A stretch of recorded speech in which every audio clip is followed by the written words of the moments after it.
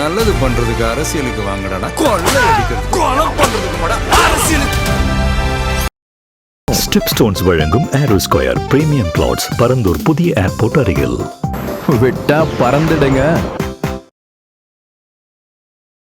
அவருடைய கடமை ஆற்றிருக்காரு, பேசியிருக்காரு. இந்த ஸ்பீச் எனக்கு என்ன தெரியுதுன்னா, ஒரு நல்ல எதிர்கட்சியா எவ்வளவு டஃப் கொடுக்கணுமோ அவ்வளவு கொடுப்பாங்க. அது உதயநிதியும் பேசுற ஒரு நாள் ஸ்பீச்னால மாறிடுமானா மாறாது. அவங்களுடைய கன்சிஸ்டன்சியான செயல்பாடுகள்லாம் மாற்றத்துக்கு ட்ரை பண்ணணும். விஜய் அவருக்கு வெளியாட்கள் பிரச்சனை இருக்கும் இல்லையா, சொந்த ஆட்கள் பிரச்சனை பெருசா இருக்கும். அவருடைய ஈச் அண்ட் எவ்ரி திங்கும் சயின்டிபிக்காவும் ப்ராப்பராகவும் இருக்கும். திருமாவளவன் கம்யூனிஸ்டுகளை நீங்க எப்ப சேர்த்தீங்களோ இந்த மாதிரி தொட்டதுக்கெல்லாம் பிரச்சனை பார்க்க வேண்டியது வரும். குதிரை பேரத்துல ஈடுபட்டுச்சு அப்படின்ற ஒரு குற்றச்சாட்டையும் பிடிச்சிருக்காங்க. அதுதான் இப்ப சட்டமன்றத்திலயும் அது பயங்கரமா போயிடுச்சு. பார்த்திருப்பீங்க காமராஜ் விஷயத்துல நீங்க பண்ணல, திமுக அதிமுக ஒன்னா சேர்க்கணும். அந்த பேரத்தை பேர் என்ன, அந்த செயல்பாடுக்கு என்ன வேலை? யாரும் வரக்கூடாதுன்னு 50 வருஷமா தமிழ்நாட்டு மக்களை முட்டாளாக்கி வச்சிருக்கீங்க. கட்சியை பிரிஞ்சு போறவங்களுக்கு இவர் நியாயம் தரணும். 17 உனக்கு டேபிள் கடியில போனியா, நீ விட்டுட்டு போயிட்டியா, அந்த நியாயம் தர்மம் எல்லாம் உனக்கு தெரியாது. 24 சிவி சண்முக ஓட்டு டிவி கேட்க வந்துச்சு. 22 என்ன லிஸ்ட் பேர் வரும்போது எல்லாம் லிஸ்ட் பேர் கொண்டு எங்கிட்ட இருக்கு. இங்கேயே முடிஞ்சு போச்சு. யாரு எம்எல்ஏ அதிகமா இருக்காங்களோ அவங்களுக்கு தான் கட்சின்னு ஆல்ரெடி ஒரு தீர்ப்பு நீ தான் வாங்கி வச்சுக்கிற. நம்மளே துரோகி, நம்ம போய் நியாயத்தை தர்மத்தை பத்தி எல்லாம் பேசுறோமே, துரோகத்தை பத்தி பேசுறோமே, நான் உரைச்சிருக்காதுன்னு நினைக்கிறேன். உரைக்கும். அதனால்தான் கூட்டணி கட்சிகள்ல இணைந்து செயல்பட்டு இப்படி போயிட்டோம் அப்படின்றது சேர்த்து பேசுறாப்புல. ஓடி விளையாடு ஓய்ந்திருக்கலாகாது. அதுக்குதான் சூப்பர் சரவணா ஸ்டோர்ஸ்ல சம்மருக்கு ஆடைகள் வாங்கும் போது outdoor games free. Super Saravana stores சம்மா கோடையை கொண்டாடலாம்.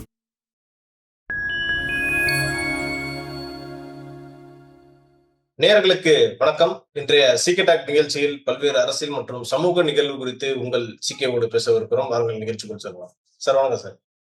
வணக்கம் தேவா. சார் காலையில இருந்து எப்படின்னா ஒரு நம்பிக்கை வாக்கெடுப்பு காலை 9 மணிக்கு ஸ்டார்ட் ஆச்சு. இன்னைக்கு எப்படியா தாவேக்கார சேஃப்டியும் அவங்க ப்ரூவ் பண்ணிடுவாங்க அப்படின்ற விஷயம் நமக்கு ஏற்கனவே தெரிஞ்சதுதான். ஆனா இன்னைக்கு நிறைய காரசார விவாதங்கள், நிறைய சம்பவங்கள்லாம் இன்னைக்கு சட்டமன்றத்துல நடந்துச்சு. நம்ம அதை பத்தி பேசலாம். நான் ஃபர்ஸ்ட் நம்ம விஜய் அவர்கள் பத்தி சொல்றதுக்கு முன்னாடி நான் உதயநிதி அவர்களை பத்தி சொல்லிடுறேன். இன்னைக்கு அவருடைய பேச்சு ரொம்ப ஒரு பயங்கரமா இருந்துச்சு சொல்லலாம். ரொம்ப மாசான ஸ்பீச்னு சொல்லலாம். சோ நீங்களும் கவனிச்சிருப்பீங்க. நீங்க உங்களுடைய கருத்துக்கள் என்ன? ஸ்பீச் இப்ப எல்லா ஸ்பீச்சுமே இப்ப நம்ம மாசுன்றதுதான் ஆரம்பிச்சிட்டோம். ஸோ அவருடைய கடமை ஆற்றிருக்காரு, பேசியிருக்காரு. நல்ல ஸ்பீச்சுன்னு சொல்லிக்கலாம். அதுல எந்த மாற்றம் இல்லை. நாங்க சீனியர் அப்படின்னு சொன்னா நாங்க தான் அதிகமா ஆட்சி செஞ்சோம் அதிமுக காரங்க சொல்லுவாங்க. உங்களுக்கு எல்லாம் சீனியர் காங்கிரஸ்காரங்க சொல்லுவாங்க. என்னது, நாங்க தான் சீனியரு. புரியுதா நான் சொல்றது? ஸோ அது நம்மளுக்கு விஷயம் இல்லை. நம்மளுக்கு மாற்று ஒருத்தர் சக்தி வேணும்னு மக்கள் ஓட்டு போட்டுறாங்க, வந்துட்டாங்க. பட் அவங்க இந்த ஸ்பீச் எனக்கு என்ன தெரியுதுன்னா, ஒரு நல்ல எதிர்கட்சியா எவ்வளவு டஃப் கொடுக்கணுமோ அவ்வளவு கொடுப்பாங்க. போன ஆட்சியில எடப்பாடி பண்ண மாதிரி லூசா விட்டுருவாங்க. அவருக்கு அந்த கொடநாடு கேஸ் மேட்டர் இருந்ததை வச்சு பண்ணி ஏதாவது பண்ணிடலாம் அப்படின்ற மாதிரி விஷயம் இருக்கு இல்லையா, அந்த மாதிரி திமுகவை லெஃப்ட் ஹேண்ட்ல ஹேண்டில் பண்ண முடியாது அப்படின்றது இது ஒரு சின்ன சாம்பிளா நான் பாக்குறேன். பட் எனிஹவ் மக்களுக்கு திமுக மேல இருக்க வெறுப்பு இருக்கு. அது உதயநிதியும் பேசுற ஒரு நாள் ஸ்பீச்னால மாறிடுமானா மாறாது. அவங்களுடைய கன்சிஸ்டன்சியான செயல்பாடுகள்லாம் மாற்றத்துக்கு ட்ரை பண்ணலாம். இல்ல சார், இங்க நான் என்ன பாக்குறேன்னா, இப்ப கிரவுண்ட்ல பல பேர் என்ன சொல்லிட்டு இருக்காங்கன்னா, இப்ப நாங்கெல்லாம் தாவேக்காக்கு போட்டோம். ஆனா இவங்க பண்ற சில செயல்பாடுகள்லாம் குறிப்பா இப்ப அந்த ஜோசியர் ஒருத்தர் இருக்காருல, அதான் பண்ணிட்டு அவரோட நியமனம் தாவேக்காக்கு ஓட்டு போட்டவங்களுக்கே பல பேருக்கு பிடிக்கல. சோ உடனே பாத்தீங்கன்னா அதை ரிவோக் பண்றாங்க. இதெல்லாம் ஒரு சர்க்கிள் மாதிரி தெரியுது சார் ஆரம்பத்துலயே. அதை எப்படி பாக்குறீங்க? இப்ப அவர் ரிவோக் பண்ணிட்டாருன்னா கூட ஏன் போட்டா என்ன தப்பு இல்லைன்னு நான் கேட்கிறேன். எனக்கு தெரியல. அந்த பதவி உங்களுக்கு பப்ளிக்கா தெரியுறதுனால பேசுறீங்க. எத்தனை பதவி உள்ளாட்சியில இருந்து மேல வரைக்கும் நியமன பதவிகள் இருக்குன்னு உங்களுக்கு தெரியுமா? எத்தனை பதவிகளுக்கு அவங்க ரெஃபரன்ஸ்ல போடுறாங்கன்னு தெரியுமா?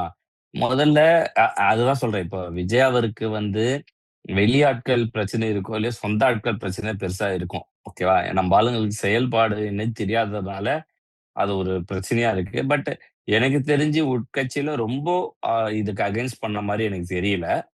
பட் ஹோப் இது மாத்துறது என்னுடைய பாயிண்ட் ஆஃப் வியூல தேவா. நான் பண்டிட் அவரை பல வருஷமா ஜெயலலிதா பீரியட், சசிகலா பீரியட்ல இருந்து அவரை ஃபாலோ பண்ணிட்டு இருக்கேன். எனக்கு தெரியும் அவருடைய செயல்பாடுகள் என்ன? அவர் சொன்னதுல என்ன நடந்திருக்கு? எந்த அளவுக்கு அவர் ஃபாலோ பண்றாரு? இது எல்லாமே நான் பர்சனலா நான் பார்த்து சொல்றேன். ஒரு வேளை யாரும் நம்மளையும் இத வந்து வேற ஏதாவது சொல்லி கூட திட்டலாம். பட் நான் சொல்றேன், நான் அவருடைய ஈச் அண்ட் எவ்ரிதிங்கும் வந்து சயின்டிஃபிக்காவும், ப்ராப்பராவும் இருக்கும். நீங்க இப்போ போய் ரிசர்ச் போய் பாருங்க பின்னாடி. அவர் சொல்லியிருக்க எல்லாமே எப்படி எப்படிலாம் நடந்திருக்கு. இஸ் ஓன் சேனல் ஓகேவா? அவரு வந்து படிக்காதவர் இல்ல. போய் போய் அவர் டிகிரிய போய் பாருங்க. அவருடைய எக்ஸ்பீரியன்ஸ போய் பாருங்க. சரியா? எல்லார் கூடயும் இருந்திருக்கிறாரு. அரசியல்ல எல்லார்கிட்டயும் நல்ல கனெக்ட்லயும் இருக்காரு. ஒரு முக்கியமான இடத்துல விஜய் அவர் சிஎம் அவருக்கு அவர் தேவைப்படுவாரு இந்த இடத்துக்குன்னு நெனச்சு ஒரு இடத்த குடுத்திருக்காரு. அது தப்பு இல்ல. அது நான் பிரைவேட்டா அத ரிவோக் வச்சுக்கலாம். பண்ணணும். அது பிரைவேட்டா வச்சுக்கலாம் அவரு. அது தப்பு இல்ல. சரி அது ஏன் கவர்மெண்ட்ல கொண்டு பிரை வரணும்? நான் கரெக்ட்டா அதுதான் திருப்பி சொல்றேன். நியமன பதவிகள் கவர்மெண்ட் கோட்ல கிட்ட 10,000, 20,000 பதவிகள் இருக்கு. என்னது? புரியுதா? அப்ப அதெல்லாம் ஏன் கவர்மெண்ட்ல கொண்டு வரீங்கன்னு கேள்வி கேட்க போறீங்களா? எப்படி அப்ப கேள்வி கேட்கிறீங்களா? இதுக்கு முன்னாடி ஏன் நடந்ததுன்னு எவனா கேள்வி கேட்டீங்களா? இல்லல்ல. அப்ப ஏன் இப்ப மட்டும்? அதுக்கு அப்படி கிடையாது. இப்ப என்னன்னா, முற்போக்கு சிந்தனை அதுதான் சொல்றேன். இந்த திருமாவளவன், கம்யூனிஸ்டுகள நீங்க எப்ப சேர்த்தீங்களோ, இந்த மாரி தொட்டதுக்கெல்லாம் பிரச்சனை பார்க்க வேண்டியது வரும். உங்களுடைய விருப்பத்த நம்ம செயல்படுத்த முடியாது. என் ஒப்பீனியன் இது. நான் அத அவங்க ஏத்துக்கிறாங்க, டிவிகேக்காரங்க ஏத்துக்கிறாங்க, ஏத்துக்கல அதெல்லாம் எனக்கு தேவையில்ல. என்னுடைய ஒப்பீனியன் நீங்க அங்க தொட்டிருக்க கூடாதுன்றது என் பாயிண்ட்டு. ஓகேவா? தொட்டுட்டோம். இப்ப அவன் தொட்டதுக்கெல்லாம் நம்மள சீண்டிட்டே இருப்பாய்ங்க. 'முற்போக்கு சிந்தனைன்னுவாங்க.'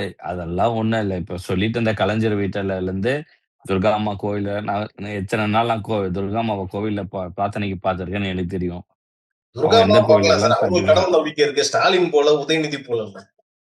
சார் உங்க வீட்லயே தான் சார் சரி நீ உன் வீட்ட திருத்தாதவன் நீ என்னய்யா நாட்ட திருத்த போறன்னு ஒரு பழமொழி இருக்கு. தெரியுமா? அவங்களுக்கு நம்பிக்கைன்ற பேச்ச நீ பேச. நீ அப்ப ஊருக்கு ஏன் உபதேசம் பண்ற? உன் குடும்பத்த நீ திருத்த முடியாதவங்க, ஊருக்கு உபதேசம்லாம் பண்ணக்கூடாது.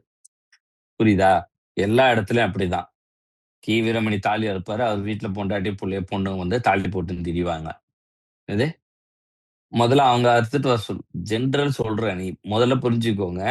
செய்யறவன் தான் குடும்பத்தையும் தான் சரியா நடக்கணும். நடந்தா தான் அடுத்தவனுக்கு அட்வைஸ் குடுக்கணும். இதுதான் நிதர்சனம். அவங்க நம்பிக்கை, நாங்க அதுல தலையிட மாட்டோம். அப்புறம் என்ன டேஷ்க்கு மத்தவங்க நம்பிக்கையில தலையிடுறீங்கன்னு கேள்வி நமக்கு வருதுல்ல. ஓகே. புரியுதா? சோ இந்த விஷயத்த வந்து சி தேவா உனக்கு கூட வேற ஒப்பீனியன் இருக்கலாம். ஏன்னா நீ வந்து திராவிட பாரம்பரியம் பார்த்துட்டு வந்திருக்கன்னு. இதெல்லாம் ஏமாத்து வேலை. அது என்னைக்கு உங்களுக்கெல்லாம் புரியுதோ, அப்பதான் அது சரியாகும். நான் எல்லாரும் இது வந்து தான் பொண்டாட்டி கோவிலுக்கு போனா அது அவங்களுடைய விஷ். நான் வந்து சாமி கும்பிட மாட்டேன். அததான் அடுத்தவன் சாமி கும்பிடுறான், கும்பிடலான்றது அவன் விஷ். ஆமா. நீ அத வந்து நீ கமெண்ட்ல நீ குடுக்கக்கூடாது. இது வந்து இதுக்கு சரியில்லாதது, அது சரியில்ல. இதெல்லாம் அதே இத பொண்டாட்டி சர்ச்சுக்கும், மசூதிக்கு போய் நான் பார்க்கல. ஓகே. புரியுதா? நீங்க போறீங்க. அது எந்த முற்போக்கு சிந்தனையில வருது? புரியுதா? அவங்கவங்களுடைய விஷயம் அவங்களுக்கு எது நம்பிக்கையா படுதோ, அந்த நம்பிக்கைய அவங்க ஃபாலோ பண்றாங்க. அத விட்டுறணும். அந்த நம்பிக்கையை யாருமே தொடக்கூடாது. டிவிக்கு தொண்டர்கள் டிவிக்கு தலைவர நம்புறாங்கன்னா, அவரு ஆமான்னா ஆமா, இல்லன்னா இல்ல. சிங்கத்த காமிச்சு குரங்குன்னா குரங்குன்னு சொல்லணும். இது இல்ல முற்போக்குவாதி அதெல்லாம் இல்ல. அதுதான் திமுக காரங்களும் அப்படிதான் தொண்டரை வளர்த்து வச்சிருக்காங்க. அதிமுக காரங்களும் அப்படிதான் இருக்கிறாங்க. தலைவர் என்ன சொல்றாரோ அதை கேட்கறது தான் தொண்டர்களுடைய வேலை. புரியுதா? ஆனா அவங்க கட்சிக்காரையே அவரால மாத்த முடியாது. பொண்டாட்டியே மாத்த முடியல, கட்சிக்கார மாத்த முடியாது. எல்லா கோவிலுக்கு போயிருப்பாங்க. எல்லாருமே சேகர் பாபு கோவிட் நேரத்துல அவர் எந்த கோயில 108 சுத்துவாருன்னு எனக்கு தெரியும் வாரம். என்ன கிழமையில இருந்து என்ன நேரம்னு. புரியுதா? அப்புறம் என்ன திராவிடம்? என்ன நீங்க பேசுறீங்க? நான் சொல்ற தேர்தலுக்கு முன்னாடி திமுகல. நீ ஜெயிச்சதுக்கு அப்புறம் கூட நீங்க வந்து அது என்ன சொல்லுவீங்க? அந்த அமைச்சர் என்ன அமைச்சர்? அறநிலையத்துறை அமைச்சரு. அதுக்காக போனாருன்னு சொல்லுவீங்க. நான் கோவிலுக்கு முன்னாடியே சொல்றேன். புரியுதா? ஒவ்வொருத்தர் செயல்பாடுக்கும் செயலுக்கும் இதுக்கும் நிறைய வித்தியாசங்கள் இருக்கு. அது நம்ம எடுத்துட்டு வந்து இப்ப இந்த விஷயம் அப்படிதான் நான் பார்க்கிறேன்.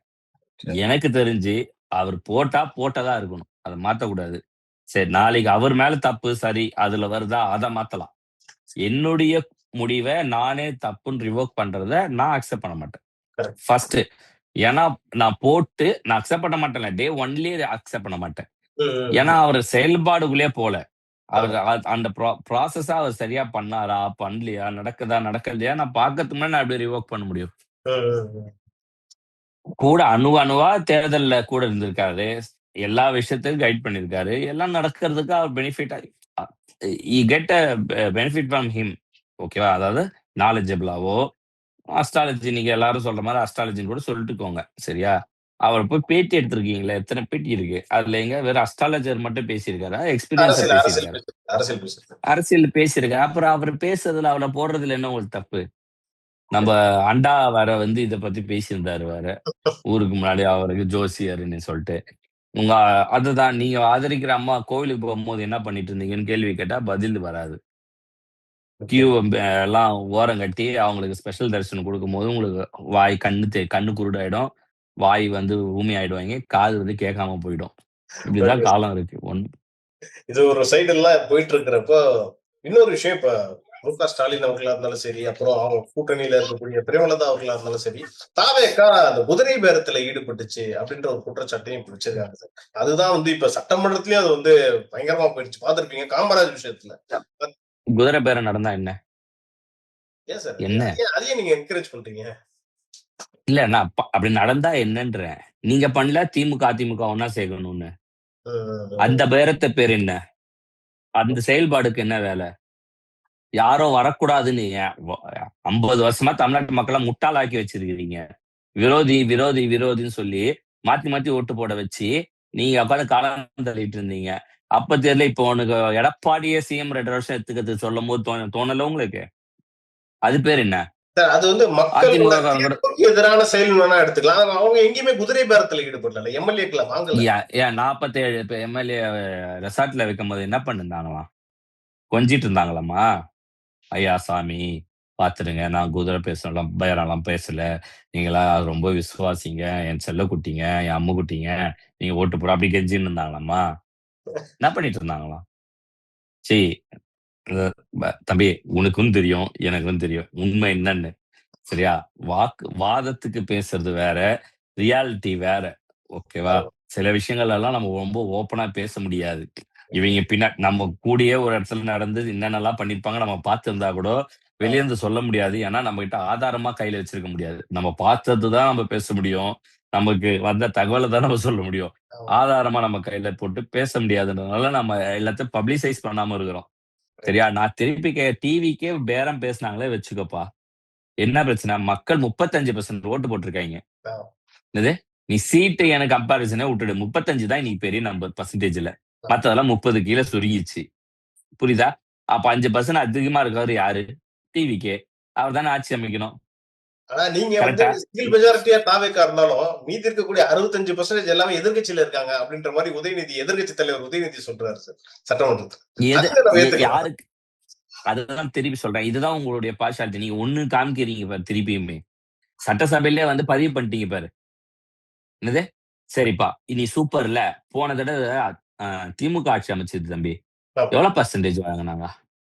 திமுக தனியா 33% 37% 37 சார். எதிர்ப்பு மீது அப்ப 63 தானே ஒத்துக்கிறியா? அப்ளிகபிள். அவங்களுக்கும் என்ன அப்ளிகபிள். தம்பி தம்பி அததான் காலம் மறந்தது, மாறிடும், மக்களும் மறந்துருவாங்க. அப்படிலாம் நீங்க நினைச்சு பேசாதீங்க. சரியா? இன்னைக்கு நான் எடப்பாடியுடைய பேட்டி கூட இதுல சட்டசபையில மக்கள் நாங்கள் செய்ததை ஆதரித்ததுனால தான் 47% ஏய் கூட்டணி அமைச்சதுனால தான் வந்ததுயா. நீ நேத்து முந்தானேத்து ஒரு அறிக்கை விட்டாரு பாரு. கூட்டணி தர்மம், நியாயம் இந்த வெள்ள பூண்டெல்லாம் 24 தேர்தல் அப்ப எங்க போச்சுன்னு தெரியாது. ம். ஆட்சிய காப்பாத்துனவங்க போய் தலையில என்ன கொட்டணும்னு தெரியாது. என்னது? கட்சிய பிரிச்சு போறவங்களுக்கு இவர் நியாயம் தர்மம் பேசுறாரு. ஏய் 17ல உனக்கு டேபிளுக்கு அடியில போனியேயா, நீ விட்டுட்டு போயிட்டியேயா, அந்த நியாய தர்மம்லாம் உனக்கு தெரியாது. என்னது? மழைய பார்த்து ஏதோ அப்டின்ன ஆளு. ஒரு படம். நீங்கலாம் பேசக்கூடாது. உங்களுக்கெல்லாம் அந்த தகுதியே கிடையாது. தெரியாம உங்கள எம்எல்ஏ ஆக்கிட்டாங்க. அந்த சட்டசபைக்குள்ள போய் தொலைச்சிட்டீங்க. அதுக்கான மரியாதைய காப்பாத்திக்கோங்க. தேவையில்லாம இப்படி பேசி, அப்படி பேசி, இது உங்களுக்கு எதுக்கு? அது அ 22 எம்எல்ஏ ஒரு சைடு இருக்காங்க. மீதி இருக்க 27 எம்எல்ஏ வந்து இப்ப சிவி சண்முகம் சைடுல தான் இருக்காங்க. தெளிவா ஆதரவும் குடுத்துட்டாங்க. தம்பி 22, 24 இன்னைக்கு ஓட்டுலயும் நடந்துருச்சு. வந்த எம்எல்ஏக்கள்ல. ஆமா 24 சி.வி. சண்முகம் ஓட்டு டிவிகேக்கு விழுந்துச்சு. ஆமா 22 என்ன எடப்பாடி லிஸ்ட் பேர் வரும்போது எல்லாம் லிஸ்ட் பேர் கொண்டு என்கிட்ட இருக்கு. ஆமா இங்கேயே முடிஞ்சு போச்சு. உனக்கு யாரு எம்எல்ஏ அதிகமா இருக்காங்களோ, அவங்களுக்கு தான் கட்சின்னு ஆல்ரெடி ஒரு தீர்ப்ப நீ தான் வாங்கி வச்சுக்கிற. ஆமா என்னது? அத வச்சு தான் நீ ஆட்சியே நடத்துன. இப்ப முடிச்சுக்கலாம் வாடி செல்லம், வாங்க செல்லம். இப்ப ஏன் வந்து அவருக்கு பிஜேபி பாசம் வந்துச்சு சொல்லு? கூட்டணி கட்சிக்கு செய்றதோன்னு சொன்னாருன்னு சொல்லட்டா இப்போ?